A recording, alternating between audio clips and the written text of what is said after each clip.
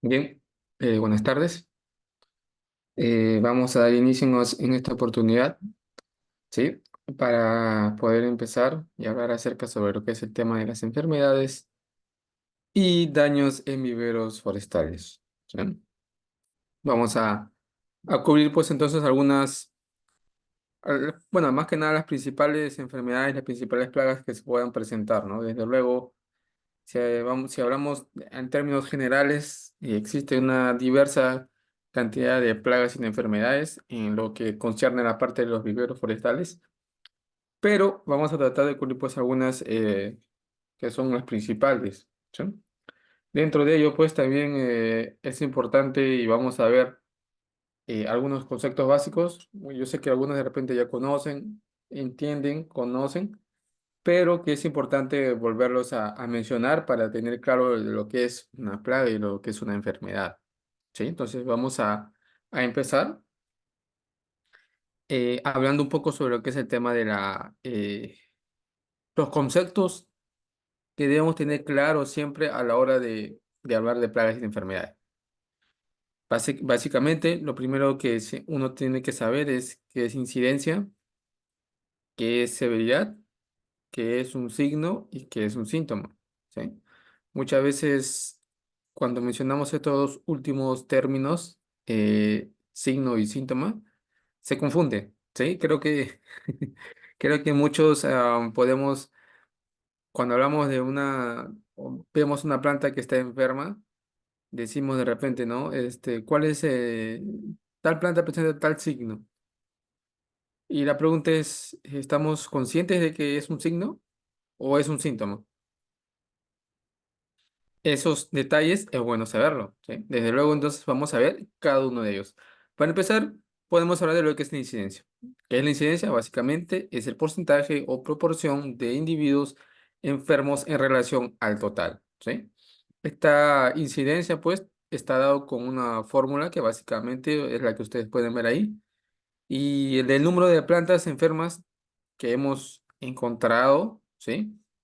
Multiplicado por 100 y esto dividido pues en el total de plantas sanas más enfermas. Es decir, de 50 plantas que yo tengo evaluadas, ¿no? Supongamos, y yo encuentro por ahí 10 que están enfermas, mi fórmula sería dividir 10 entre 50 multiplicado por 100, ¿no? De manera que vamos a tener el porcentaje de incidencias o el número digamos, de plaga en porcentaje, ¿ok? Los individuos de esta incidencia pueden ser plantas, pueden ser hojas, flores, foliolos, frutos, espigas, etcétera, entre otros, ¿no? Entonces, de manera que se puede evaluar en cada individuo la presencia o ausencia de una enfermedad, ¿ok? Eso vendría a ser lo que es la incidencia. Ahora, cuando hablamos de severidad, ¿sí? Hablamos de que es el porcentaje de la superficie del órgano enfermo, ya sea de hojas, tallos, raíces, frutos, afectados pues por la enfermedad, ¿sí? Esto puede variar entre 0 a 100 cuando hablamos de porcentaje también, ¿sí? Esta severidad, entonces, también tiene una fórmula, ¿sí? Y básicamente es la superficie de área del tejido enfermo multiplicado por 100 dividido entre el área total.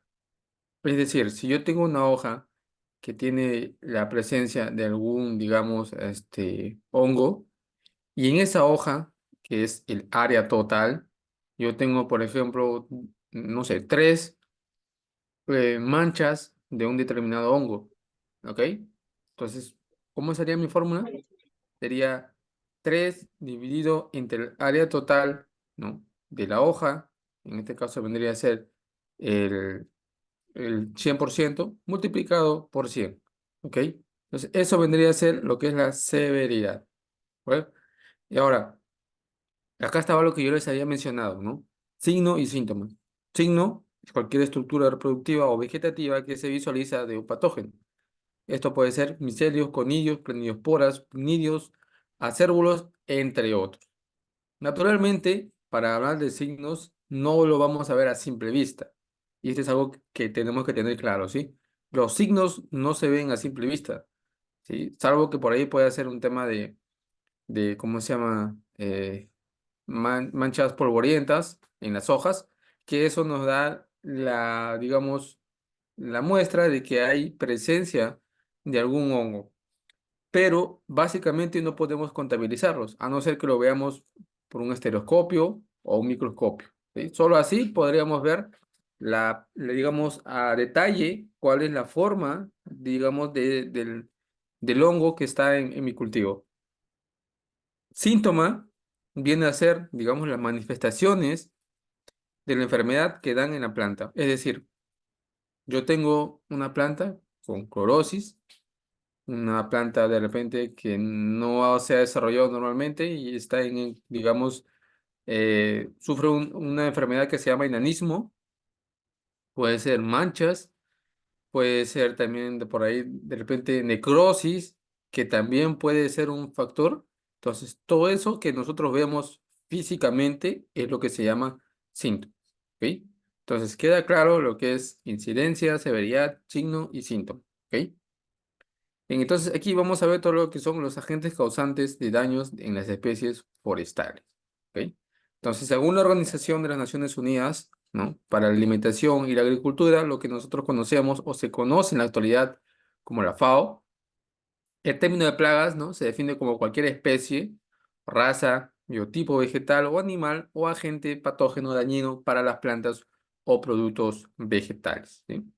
Insectos, entonces, viene a ser aquello que, digamos, nos causa pérdidas en nuestros cultivos y básicamente un insecto está formado por tres partes, ¿sí?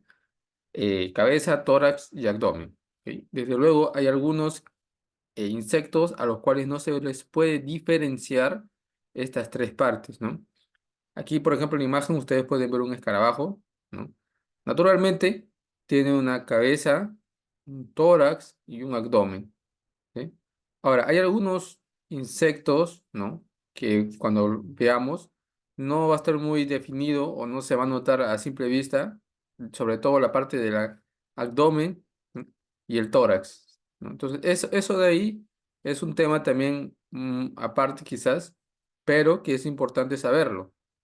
Principalmente saber de que un insecto está formado por tres pares de patas, dos antenas, dos pares de alas, ¿sí? Y como les mencioné, tienen esas tres partes, cabeza, tórax y abdomen, ¿ok? Ahora, haciendo referencia a los insectos dañinos, ¿no? Y hablando también de repente por ahí de nematodos, hongos, animales, malezas, de forma general, los problemas de salud de los árboles ocasionados por organismos perjudiciales pueden pues dividirse en enfermedades causadas por patógenos y daños causados por insectos, plagas u otros animales, ¿sí? Entonces, desde este punto de vista, podemos decir que tanto las enfermedades como las plagas, ¿no?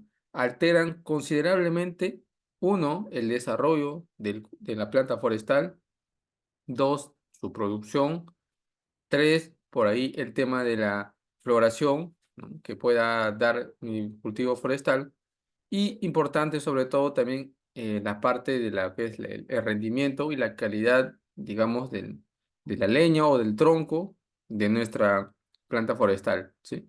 Entonces, eso ahí es importante tenerlos en cuenta, ¿bien? Ahora, ¿qué implicancia trae, digamos, esto de las plagas y las enfermedades? En viveros, por ejemplo, las enfermedades interfieren mucho de manera negativa en la calidad y estética de las plantas. ¿Bien?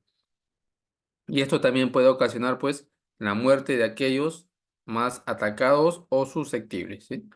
Todo lo cual, pues, redunda en importancia de pérdidas económicas, ¿sí? Desde luego, cuando nosotros en un vivero eh, sembramos, ¿no? Plantas por cantidades y de todas ellas pues tenemos un porcentaje de pérdidas, eso significa, digamos, una pérdida económica, ¿sí? Que ya no vamos a poder recuperarlas. Por ahí quizás algunas se recuperarán, pero del total de plantas enfermas no vamos a llegar a cubrir, pues, a recuperar el 100%, ¿sí? Entonces, eso de ahí es una pérdida económica.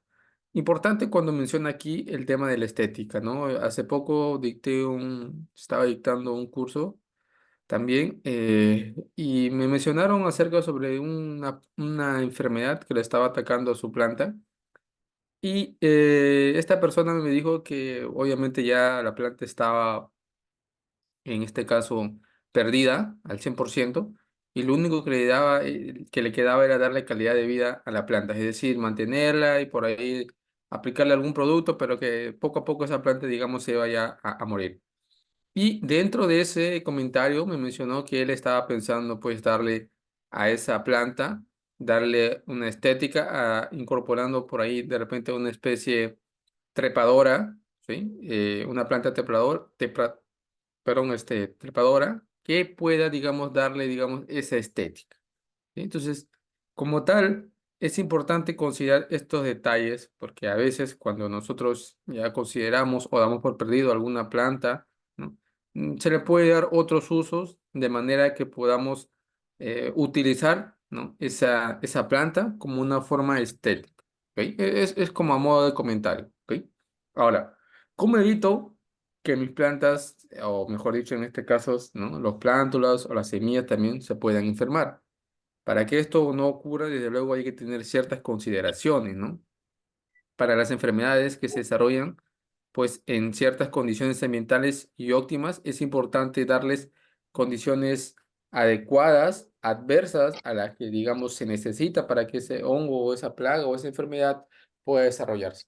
Es decir, si yo tengo un hongo que, digamos, se desarrolla en condiciones de humedad de 80-70%, lo que yo tengo que hacer es modificar o cambiar ese contenido de humedad, de manera que ya no le voy a dar de repente 70 o 80% de humedad, sino le voy a dar de repente 60 o 50. ¿Sí? Ahora, esto es manejable bajo sistemas de viveros. ¿Sí? Por ello es que entonces estas condiciones es muy importante tenerlas en cuenta. Hay un manejo integrado de plagas que también es un capítulo aparte que también se le puede considerar el tema del manejo de riego, las trampas etológicas, por ahí manejos culturales, manejos mecánicos, ¿no? Las podas, las desinfecciones, ¿no? Son muy importantes. Todos esos detalles involucran pues entonces que tengamos en cuenta dentro de nuestro vivero a la hora de poder pues manipular cada uno de ellos. ¿Ok? Entonces, como tal, lo importante es que tengamos que tener un orden y una limpieza. Para evitar entonces minimizar todos estos temas de enfermedades, se deben de implementar siempre también, como les mencioné, manejo integrado de plagas y enfermedades. ¿Ok? Ahora, ¿cuáles son los principales agentes abióticos causantes de los daños en las plántulas, específicamente en los viveros? En caso de los hongos, ¿no? Que básicamente son los grupos más amplios, que abundan, digamos, en el suelo. Los hongos generalmente son aquellos que van a estar en mayor incidencia en el suelo y por ello debemos de tener más cuidado a la hora de poder establecer, digamos, un vivero. Lo importante aquí es tratar de desinfectar nuestro suelo. Hay diferentes métodos de desinfección, solarización, por tema de evaporación, ¿sí? Aplicando productos fúngicos, en algunos casos nematicidas, que también pueden ayudar, ¿sí? Obviamente. Y todo ello pues va a involucrar que tengamos el desarrollo de una planta sana, sin libre de hongos, y esto pues es algo que nos va a ayudar para poder tener un buen incremento de producción de nuestras plantas. ¿Sí?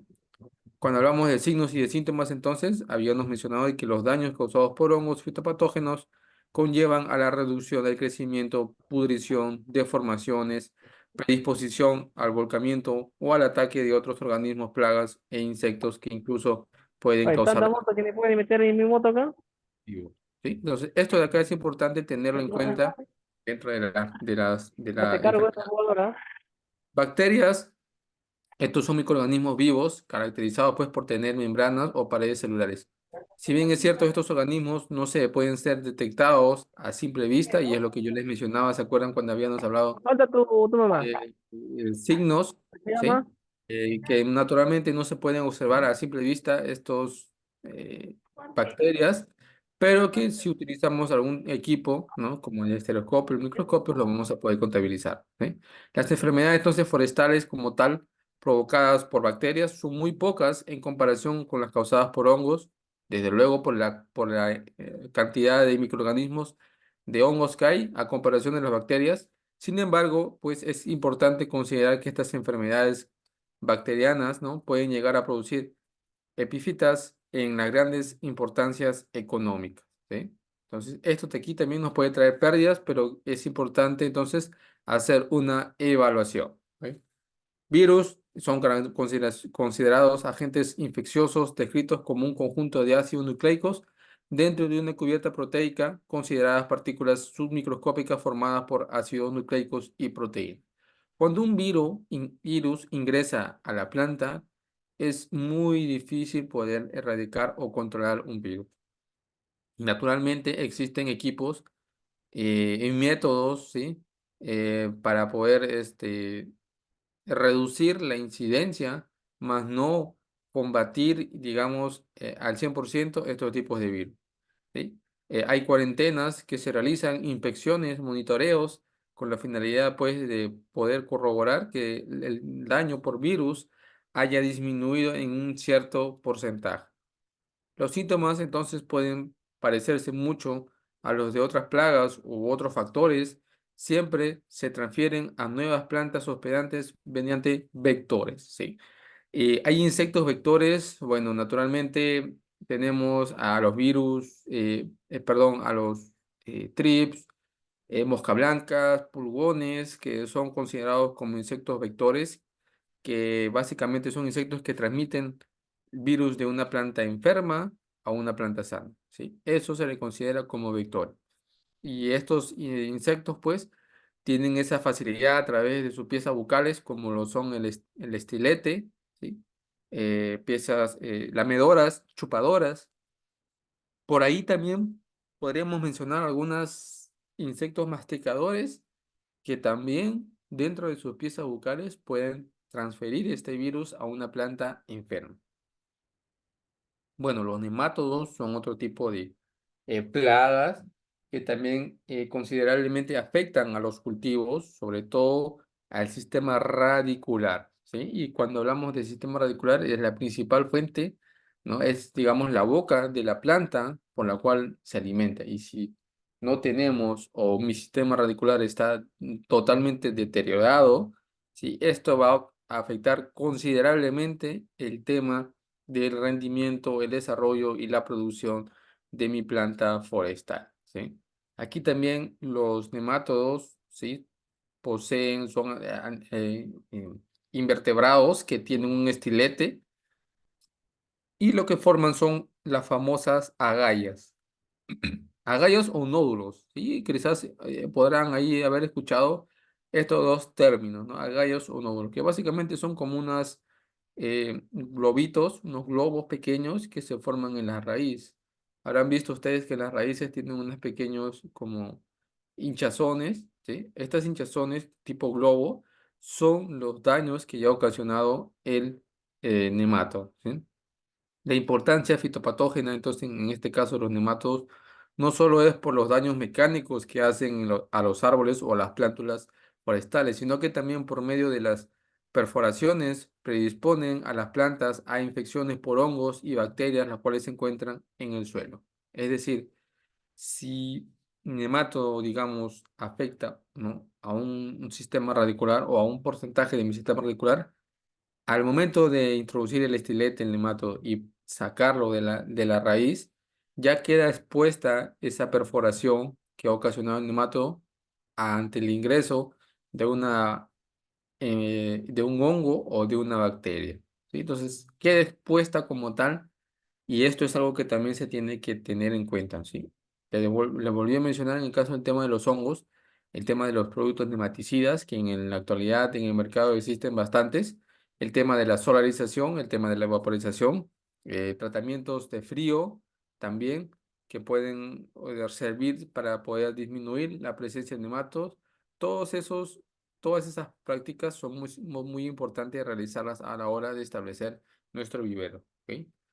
Y los insectos como tal, pues lo que habíamos mencionado, son organismos ampliamente distribuidos y diversos en cuanto a hábitat y hábitos, ¿sí? Aquí tienen ustedes entonces los principales insectos que podríamos mencionar dentro de los viveros, es los insectos descortadores, ¿no? Descortezadores que van a hacer es atacar el tronco o el tallo de nuestra planta. Aquí, por ejemplo, tienen ustedes, ¿no? Defoliación, son popos, ¿no?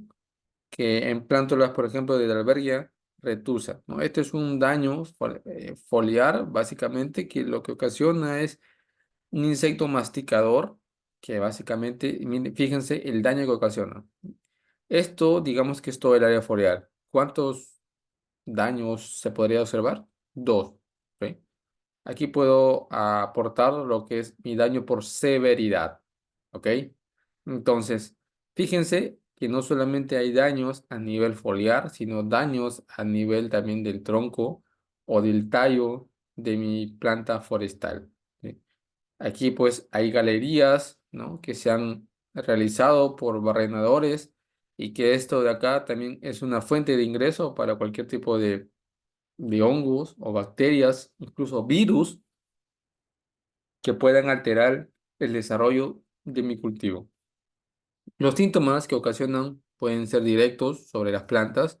Hablamos pues de defoliaciones, barrenaciones, corte de tallos y raíces, o también a su vez pueden ser síntomas, ¿no? Indirectos, como son los transmisores de virus, fitoplasmas, bacterias y hongos.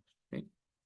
Bien, acá entonces también están incluidos los ácaros, que naturalmente son insectos pequeños, artrópodos, obviamente, que rara veces se miden, ¿no? O lo podemos ver quizás a simple vista. Hay lupas entomológicas que se utilizan en la actualidad como medio para poder eh, observar este tipo de ácaros. Son ácaros milimétricos que, como lo volví a mencionar, es difícil verlos quizás a simple vista. Pero sí es importante que al igual que los insectos, presentan apéndices segmentados y un esqueleto externo, ¿sí? Sin embargo, estos ácaros carecen de antenas, a diferencia de los insectos, y alas, obviamente, tampoco no las tienen, y poseen cuatro pares de patas. ¿Eh? Entonces, los insectos tienen ¿cuántos? Tres pares. Los ácaros, cuatro pares de patas. Los insectos tienen antena, los ácaros no lo tienen.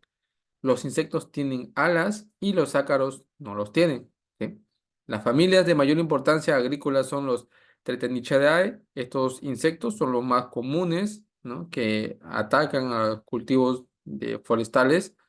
Entonces, estos pueden tener relevancia en el campo forestal para alimentarse. Estos ácaros raspan los tejidos para obtener la savia. ¿Sí?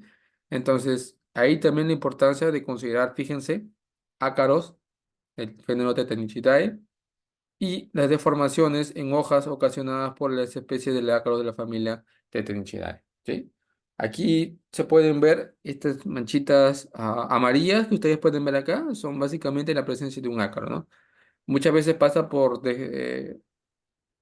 quizás por desconocido, este, este color o esta presencia de ácaros, pero que si lo vemos a detalle con una lupa entomológica y mucho mejor en un microscopio, vamos a poder observar esto. ¿Ok?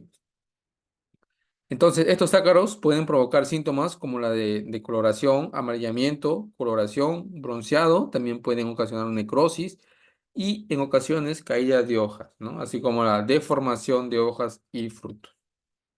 Los moluscos, bueno, no son muy comunes, pero bueno, también es importante, sobre todo el Phylum Mollusca, que es muy importante considerarlos dentro de su hábitat en la cual se desarrollan y atacan, pues, a los cultivos forestales. Plantas parásitas, también hay plantas parásitas que viven sobre otras plantas y existen dos tipos, las que toman agua, ¿no? Carbohidratos y minerales de su huésped, y las que solo requieren de minerales y agua de árboles sobre las que viven, ¿no? Entonces, las plantas parásitas, en el caso, por ejemplo, del género Poradedrum, ¿no? Generalmente acá el Guasuma es una planta parásita que si se dan cuenta tiene como una especie de formación de escobas de bruja, ¿no? Que básicamente son varias plantas que crecen en un determinado tallo, en una parte del tallo, y que esto pues generalmente crecen rápidamente y generan una pequeña inflorescencia. Esto de aquí son las plantas parásitas, ¿sí? Los efectos de las plantas parásitas entonces sobre los hospederos incluyen la producción de yemas adventicias que dan origen al crecimiento conocido popularmente como escobas de bruja, lo que les había mencionado, fíjense, y que reducen el crecimiento y vigor de las plantas. ¿Por qué? Porque esto Estos son, digamos, plantas que absorben rápidamente, tienen una agilidad o una capacidad rápida de absorber los nutrientes y el agua, impidiendo pues que vaya a los diferentes órganos de desarrollo de mi planta forestal. Entonces, todos los nutrientes y el agua se almacenan en estas plantas parásitas, ¿sí? Y no llega o llegará a un porcentaje mínimo a los órganos que están de mi cultivo. Entonces, por ello es que se le considera un problema también o una plaga dentro de las plantas forestales. Y las malezas que obviamente ustedes ya conocen, y bueno, es importante que también los consideren a la hora de poder evitar el tema del desarrollo de estas malezas en los viveros, ¿sí? Estas malezas, al igual que las plantas parásitas, son hospederos de plagas y de enfermedades y sobre todo compiten con la planta forestal para el tema de hongos y nutrientes, ¿sí? La práctica más común es el desmalezado, que la realizamos día a día y que esto es algo que se tiene que tener mucho cuidado. A veces nos hacemos la pregunta de por qué hay plagas o hay enfermedades en mi vivero, e incluso cuando hablamos de campos abiertos, por qué hay presencia de plagas o enfermedades y consideramos o de repente ignoramos la presencia de estas malezas cuando es ahí donde se están hospedando pues las principales plagas y enfermedades. ¿Ok? Entonces, ¿qué son las enfermedades? Ya, para empezar, son aquellas que, digamos, tienen un efecto negativo originado por los agentes bióticos y abióticos, ¿no? Y que estos pues incluyen la presencia de insectos y animales. Para que haya una enfermedad es importante considerar ciertos factores, ¿no? En sí, el suelo, que vienen a ser los cuerpos, ¿no? De resistencia a restos de hojas, la planta como tal, el hongo, ¿no? El hospedante, el aire, que es una fuente de transmisión de enfermedades, como son a través de las lluvias, el viento, las mismas aguas de riego y las labores personal que trabaja o hace labores cotidianas en el vivero puede transmitir una enfermedad a través de sus manos, ¿no? A través de su ropa o materiales como por ejemplo tijeras, ¿no? Cuchillos que pueden utilizar también son fuentes en las cuales se puede transmitir este hongo, ¿sí? Las lluvias, ¿no? A través de la diseminación, los vientos, a través de vectores y el agua de riego, ¿ok? Esto entonces ocasiona que los tallos se encuentren o estén heridos y esto altere también la floración y el desarrollo de fruto de las plantas forestales. Para las enfermedades, entonces, es importante considerar que primero tiene que haber una germinación, condiciones adecuadas para que pueda germinar una enfermedad. Luego, esta enfermedad, una vez encontradas las condiciones adecuadas, se disemina por las diferentes partes o zonas de mi vivero. Luego de ello, busca cómo sobrevivir encontrando las condiciones adecuadas, ¿sí? Una vez que está sobreviviendo, empieza a inocular la planta. ¿Sí? Entonces, inocula la planta a través del ingreso directo por medio de las hojas, de los tallos, por medio de las raíces, y una vez ingresado a la planta, lo infecta. Y una vez infectado, ya la enfermedad estando adentro de la planta, empieza a inocular, es decir, a reproducirse. Y cuando se reproduce, empieza pues a colonizarse y a invadir todo lo que es la parte de mi cultivo.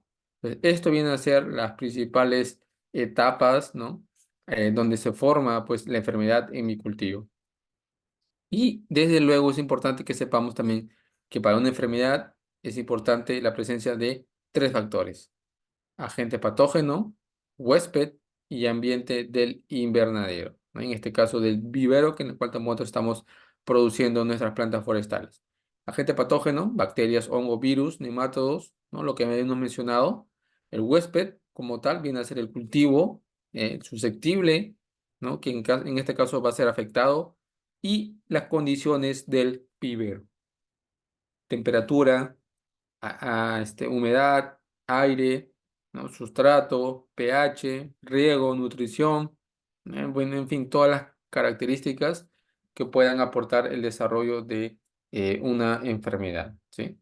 Se puede eh, desarrollar una enfermedad Si digamos uno de estos tres factores no está, no, claro que no.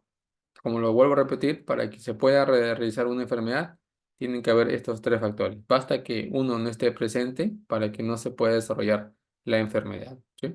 Y acá tienen una imagen, ¿no?, de las principales síntomas, ¿no?, que pueden haber en una enfermedad a nivel foliar, ¿sí?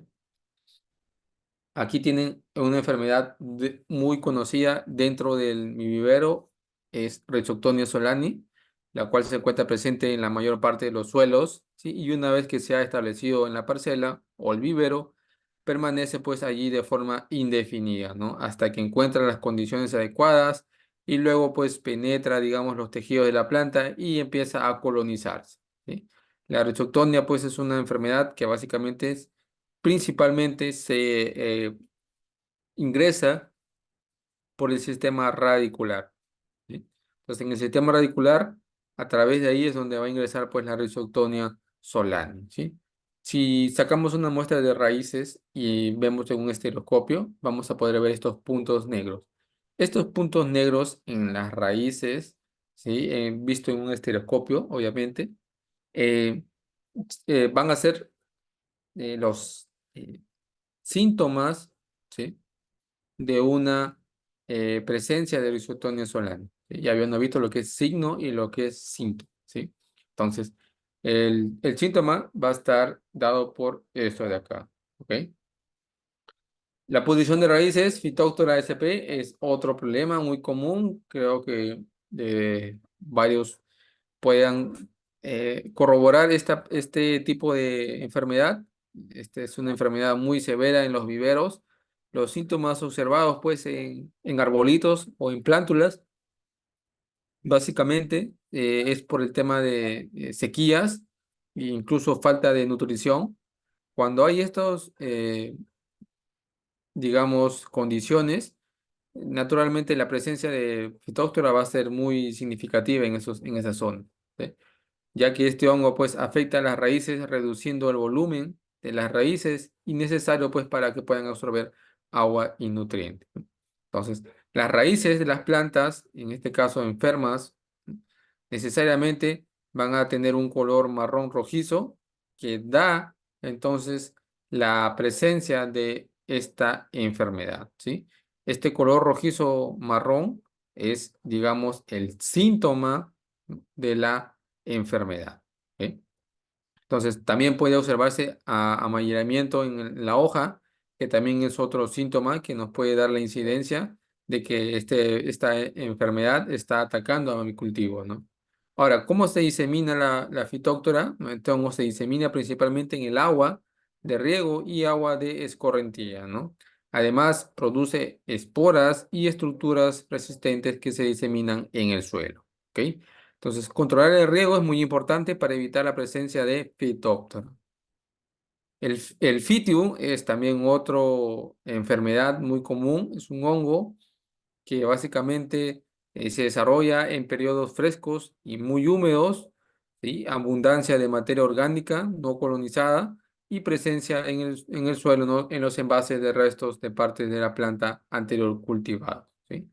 Cuando hay presencia de rastrojos de plantas ya enfermas de la campaña anterior o digamos, de mi cultivo anterior, es importante entonces quemarlos, ¿no? A través de la quema de estos rastrojos vamos a evitar la diseminación de este hongo como es el fitio, ¿sí? Sobre todo considerando también el tema del contenido de materia orgánica que pueda tener mi suelo. Fíjense que las materias orgánicas también a veces cuando no se sabe controlar a simple vista, ¿no?, o a detalle, puede ser una fuente perjudicial para mi cultivo, ¿sí? Y sobre todo, pues evitar los periodos frescos y humedad ambiente de mi vivero, ¿sí? Este hongo, como el Silphytium, ¿no?, coloniza con facilidad en todo tipo de sustrato orgánico. Entonces, siempre es bueno desinfectar nuestro suelo antes de aplicar una materia orgánica con la finalidad de que a la hora de que encuentre o aplicar la materia orgánica no pueda encontrar esas condiciones adecuadas para que pueda desarrollarse, ¿ok? La viruela del eucalipto, bueno, es una enfermedad también muy conocida. Básicamente son manchas foliares iniciales, las cuales ustedes pueden ver aquí, por ejemplo, ¿no? en estas imágenes cómo es, digamos, esta síntoma, vuelvo a repetir, síntoma, ¿no? De esta enfermedad, ¿no? Acá tienen lo que son los famosos signos, ¿sí? Esto ya vienen a ser los signos, las conidias, vienen a ser los signos de la viruela del eucalipto, y esto que vemos exteriormente en las hojas vienen a ser los síntomas, ¿sí? Entonces, que quede claro, síntomas y signos, ¿sí? Entonces, esto generalmente este viruela del eucalipto se desarrolla sobre el haz de la hoja, ¿no? Y aquí se observan pues pigmidios negros, ¿no? Con cirros largos, acintados de color castaño oscuro, casi negro, como se pueden observar en esta imagen. Y los conidios pues son castaños alargados, ¿no? Levemente curvados, con extremos redondeados y otros más agudos, ¿sí? Importante esta imagen de acá que ustedes pueden ver acá, porque para poder detectar la presencia de esta viruela, es importante conocer cómo es los conidios, ¿sí? Si conocemos los conidios, ¿no? O podemos saber cómo es la forma de estos conidios, vamos a poder identificar la presencia de esta viruela. La antracnosis es otra enfermedad también muy común, básicamente de color rosa pálido, ¿sí? Como ustedes pueden ver acá en vez, los conidios, como son en este caso, ¿no? De la antracnosis, son hialinos, falcados, en algunos casos lisos, con uno o cuatro septos de color oliváceos, ¿sí? Y aquí pueden ver ustedes entonces los conidios de la antracnosis, ¿no? Y vuelvo a repetir, importante saber que a diferencia de la viruela, fíjense, el tamaño es un poco más largo y el color es distinto y sobre todo que son lisos, ¿no? Estas manchas, pues, foliares, ¿no? Son básicamente de 1 a 5 milímetros, de forma circular, en algunos casos irregulares también pueden darse, sobre todo que el color es típico, ¿no? Negro, violáceo, ¿no? Que da la presencia, pues, de esta actragnosis, ¿no? Entonces, la evaluación, el monitoreo es muy importante dentro de mi vivero forestal, evitando, pues, la presencia de estas enfermedades, ¿sí? Aquí hay pequeñas plántulas, fíjense en el vivero, donde también, si pueden ver ustedes aquí en las esquinas, hay ya esos síntomas, ¿no? De la antracnosis. Aquí hay que aplicar un manejo integrado, ¿no? De plagas y enfermedades para que pueda, digamos, disminuir. Y en el peor de los casos, hacer aplicaciones de productos químicos. Bueno, oidium, también muy común quizás, ¿no? En la mayoría de los cultivos forestales, estos son parásitos pues obligados y en general que no matan en sí al hospedero como tal, pero sí le disminuye, ¿no? El rendimiento, el desarrollo y la producción a través de la fotosíntesis. Es decir, como ustedes pueden ver acá, ¿no? Las hojas del oidium generalmente lo que hace es tapar toda el área foliar de la hoja. Una vez que la planta pues quiera desarrollar su proceso de fotosíntesis, no lo va a poder desarrollar con total facilidad, dado que, digamos, está eh, tapada, ¿no? Por esta presencia de los oídos, ¿sí? Entonces, si no hay fotosíntesis, no hay producción de carbohidratos, no hay producción de carbohidratos, no hay reservas, no hay reservas, no hay desarrollo del cultivo. Y si no hay desarrollo del cultivo, no hay producción. Todo está íntimamente ligado. Entonces, para ello es importante la evaluación. La presencia de estos cuerpos esféricos, castaños oscuros, ¿no? Que son los clastotecios, que son subglobosos, los cuales presentan pues numerosos apéndices, ¿no? El micelio es delicado a modo de manchas claramente visibles en el raquis y foliolos que cubren pues toda la superficie foliar. Esto de acá es un cleistotecio, ¿no? De oidium, que es importante que cuando lo observemos en el estereoscopio o microscopio podamos verlo. Al igual, pues, que los cuerpos esféricos, como son las manchas, que también se pueden observar, ¿sí? El fusarium, bueno, también es muy común, típico, al igual que Rhizoctonia, ¿sí? Es muy típico, común, sobre todo bajo condiciones de alta humedad. Cuando hay un contenido excesivo de humedad, pues este fusarium o Suporum, ¿no? Se desarrolla con total facilidad. ¿Qué es lo que ocasiona en mis plántulas de vivero? Fíjense. la muerte de mi planta, ¿no? Entonces, la planta como tal, el tallo, ¿no?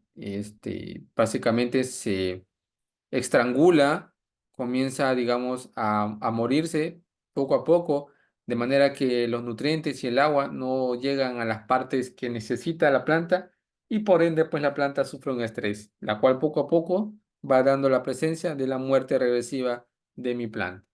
¿Bien?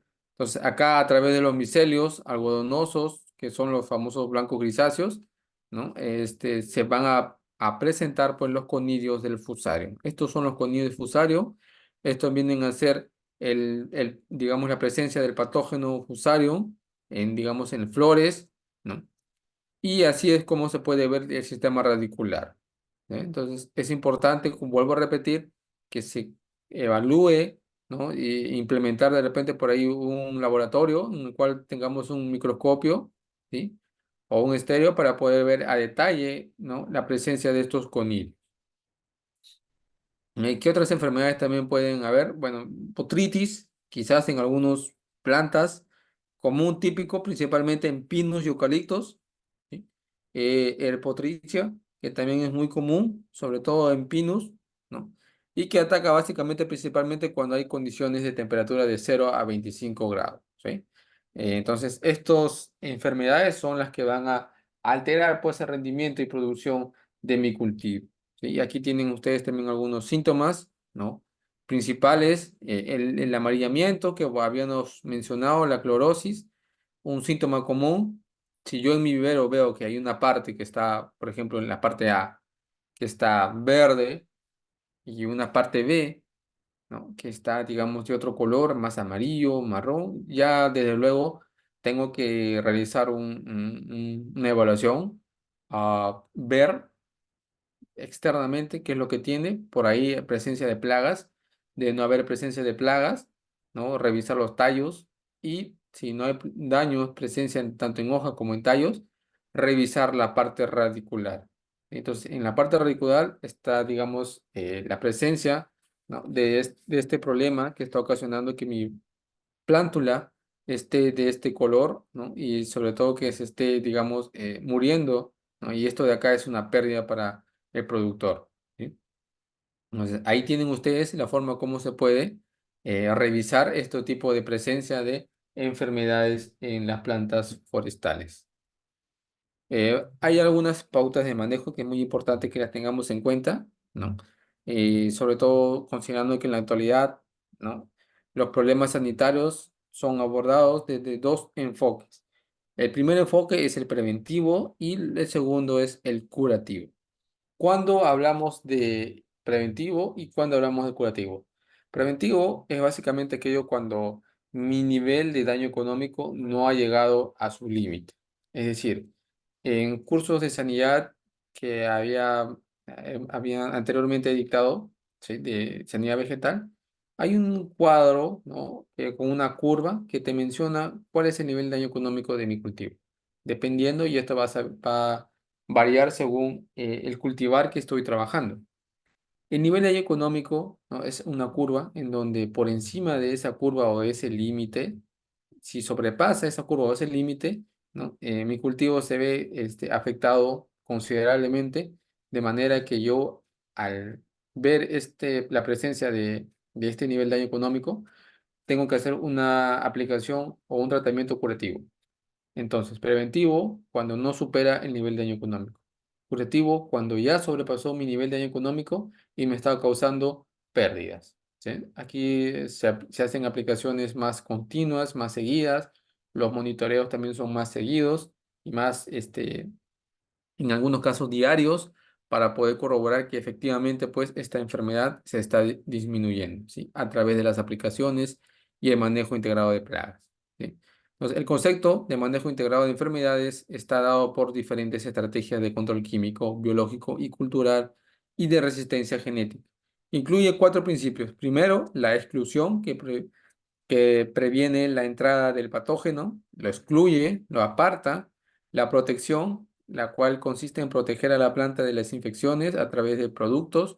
Hoy en día se utiliza bastante el silicio, ¿no? Un elemento muy común que se utiliza en la parte sanitaria para poder evitar el ataque de plagas y de enfermedades a nivel foliar como a nivel del sistema radicular. Eso es protección, ¿sí? Erradicación a la eliminación del patógeno luego del desarrollo de la enfermedad. Erradicar a través pues, de quemas de rastrojos, aplicaciones de productos químicos que puedan erradicar la presencia de esta enfermedad. Y por último, la resistencia, ¿no? A través de manejos mediante la genética, es decir, desarrollo de plantas genéticamente resistentes ante las plagas y enfermedades, ¿no? Para simplificar su implementación, la exclusión, protección, resistencia podrían enmarcarse como medidas preventivas y la erradicación dentro de las curativas. Es decir, la exclusión, la protección y la erradicación encajarían dentro de mi control preventivo, que no supera, digamos, el nivel de daño económico, y la resistencia, ¿no? En este caso, perdón, la erradicación vendría a ser el tema del control curativo, ¿sí? Cuando ya sobrepasó mi nivel de daño económico, ¿sí?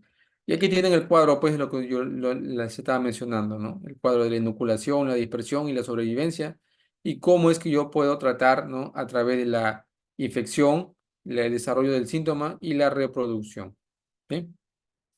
El manejo integrado entonces de enfermedades es muy importante y aquí tienen ustedes, ¿no? Los principales conceptos del manejo integrado y cómo es que yo puedo tener cuidado a la hora de poder establecer una planta en mi vivero forestal, ¿no? Importante que empiece sobre todo de la semilla, semilla de buena calidad, semilla con alto poder germinativo, libre de patógenos, de enfermedades que puedan alterar el desarrollo de mi cultivo, ¿no? Y a través, pues, de los manejos de condiciones ambientales, como son la temperatura, la humedad, el viento, la humedad, el riego y la nutrición, podamos evitar el desarrollo de una enfermedad, ¿sí?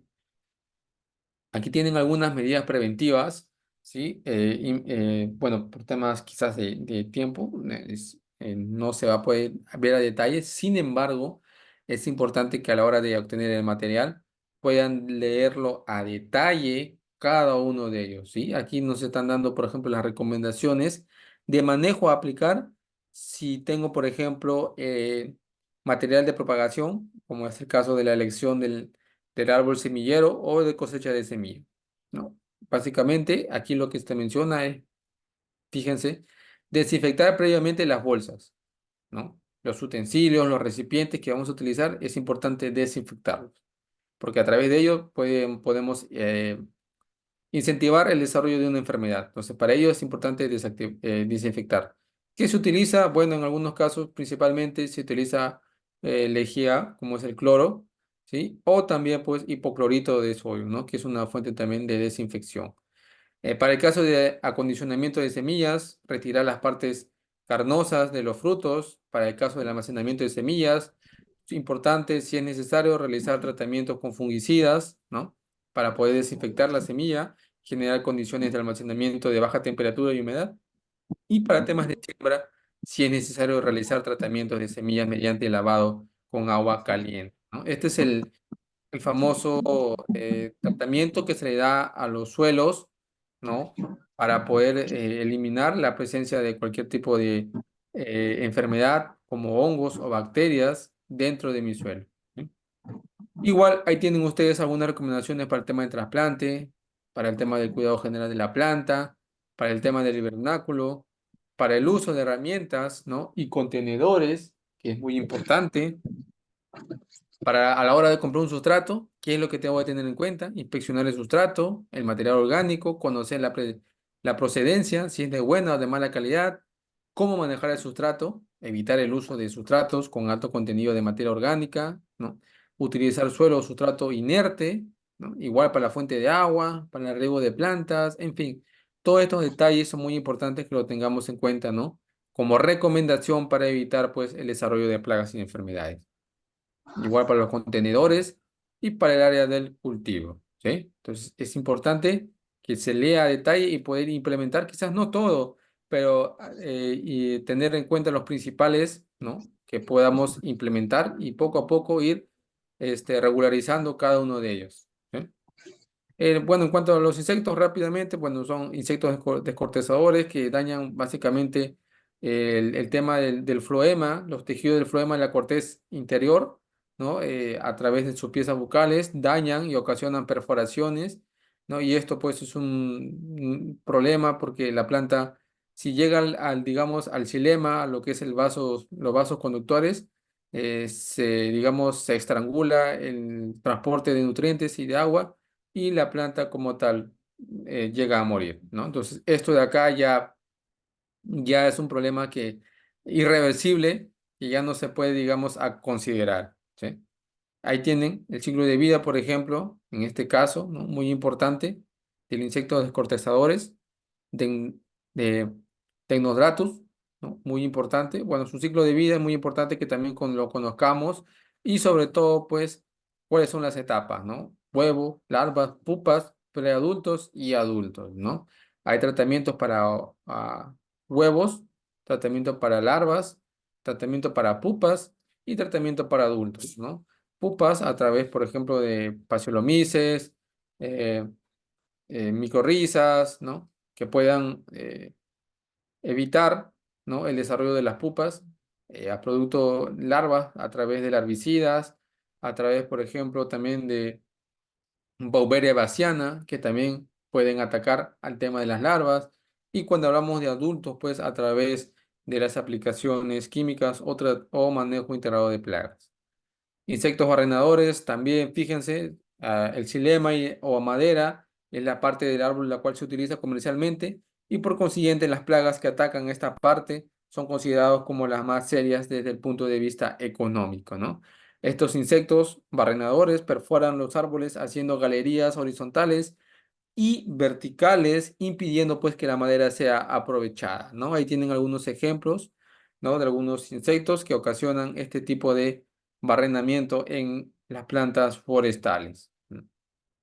Insectos defoliadores también los hay, ¿no? En este caso, por ejemplo, que ocasionan clorosis o manchas cloróticas, ¿no? Y aquí los insectos que se alimentan de hojas de las plantas, ¿no? Lo utilizan como medio, pues, para sobrevivir, ¿no? Aquí, por ejemplo, por lo general, los insectos que tienen estos hábitos alimenticios utilizan su mandíbula para cortar y triturar las partes foliares de la planta, ¿no? Los daños entonces ocasionados por estos insectos defoliadores, como tal, ¿sí? Repercuten en la reducción de la capacidad fotosintética de la planta, ¿no? Y habíamos mencionado que si no hay fotosíntesis, no hay desarrollo y producción de mi planta, ¿no? Generalmente hablamos de los ortópteras, los epilópteros, los coleópteros, ¿no? Los himenópteras, que también ocasionan problemas de defoliación en mi planta forestal. Insectos que afectan las yemas terminales, también las hay. Insectos que afectan pues los brotes y las yemas de los árboles. Aquí hay algunos ejemplos, ¿no? Comunes que ocasionan daños tanto a las yemas terminales como a los brotes, ¿sí? Y es importante que consideramos sobre todo porque los ataques de estas estructuras difícilmente causan mortalidad en los árboles, pero que sin embargo producen deformaciones, ¿no? Que impiden el aprovechamiento comercial de la madera, ¿no? Entonces, con la madera va a ser de mala calidad, pues quizás un tema de apolillamiento, que esto va a ocasionar pérdidas a la hora de producir nuestras plantas forestales. Insectos que atacan a la semilla, también los hay, ¿no? Y fíjense los principales problemas que pueden haber, una planta perforada por un insecto, ¿no? Que, digamos, se ha alimentado de la semilla. Eso es una semilla que ya el valor germinativo disminuye por debajo, ¿no? Digamos, o mejor dicho, por encima del 50%. Es decir, ya prácticamente el poder germinativo se ve afectado en su totalidad. Aquí generalmente las especies que se ocasionan estos daños son las dípteras, ¿no? Y los himenópteras en semillas de árboles forestales, ¿sí? Los coleópteros también son algunos, pueden ocasionar, ¿sí? Los cuales se alimentan de las semillas de árboles, por ejemplo, ocasionando estas perforaciones, ¿no? Y esto es importante evaluar y monitorear constantemente, ¿ok? Aquí tienen algunos ejemplos, ¿no? El chompopos, ¿no? Igual lo voy a dejar para que puedan leerlo a detalle cada uno de ustedes y revisar, pues, ¿no? Los daños y cuáles son las posibles opciones de manejo que se pueden realizar, ¿no? Acá tienen también para temas de babosas, ¿no? Que habíamos mencionado, cuáles son los posibles daños que ocasionan en mi planta forestal y cuáles son las consideraciones que yo puedo optar para poder manejar este problema. Y el muestreo de plantas enfermas, que es lo que, como tema adicional, que yo les recomendaría a cada uno de ustedes cuando vean algún síntoma o alguna planta enferma, es importante que se les haga un muestreo. Este muestreo consiste en poder obtener un cierto porcentaje representativo al azar de esa planta enferma y llevarla pues a un laboratorio, ¿no? Recoger las muestras, eh, apartar las hojas sanas con las enfermas, ¿no? Considerar pues qué tipo de planta es, cuándo se sembró, qué variedad es, cuál es la edad, la especie de planta, qué síntomas tiene o qué signos se observa. Y esto de acá pues se puede complementar a través de una fotografía o una imagen que complemente el síntoma de mi planta y que pueda ser un modo de este, observación a detalle y para considerarlo pues en mi futura respuesta que me va a dar el laboratorio, ¿sí? Y esto de acá pues sería lo que se consideraría como una forma de ayuda ante la presencia de una plaga o de una enfermedad, ¿sí? Y bien, eso a modo general, como les había mencionado, de las principales plagas y enfermedades que se presentan en los cultivos de plantas forestales, ¿sí? No sé si hasta este punto, ¿no? ¿Hay alguna consulta o alguna pregunta? ¿Cuánto de porcentaje de hipoclorito de sodio? Generalmente se trabaja al 1 al 2%, ¿no? Como dosis general para poder aplicar el hipoclorito de sodio en un recipiente, por ejemplo, hablando de 200 litros, ¿no? Esto es un aproximado, ¿no? De 1 a 2%, ¿no? Generalmente se utiliza un rango de 1,5% a modo general, ¿ok? ¿Alguna otra consulta, duda, pregunta que puedan tener? ¿Sí? ¿Ha quedado claro? Si es así, me gustaría que también me lo puedan hacer saber. Eh, Material, ¿sí? Se les va a hacer llegar terminando la clase a cada uno de ustedes. Importante entonces que tengamos en cuenta todo lo que habíamos mencionado y habíamos visto al comienzo, sobre todo, diferenciar qué es un signo y un síntoma, qué es severidad y qué es incidencia, el monitoreo, la revisión y considerando pues qué es una enfermedad, cuáles son las condiciones que se realizan, que se tienen que ver para que se desarrolle una enfermedad y cómo yo saber si es una enfermedad o es una plaga, ¿sí? Entonces, todo eso va dentro del monitoreo, ¿eh? Bien, entonces creo que si no hay más consultas, preguntas, creo que damos por terminado el curso de hoy, ¿sí? Agradeciéndole pues por su asistencia y ya nos estaremos viendo si Dios lo permite en otra oportunidad. Que tengan un bonito fin de semana y cualquier duda o consulta la puedan hacer llegar con total confianza, ¿sí? Nos vemos y buenas noches.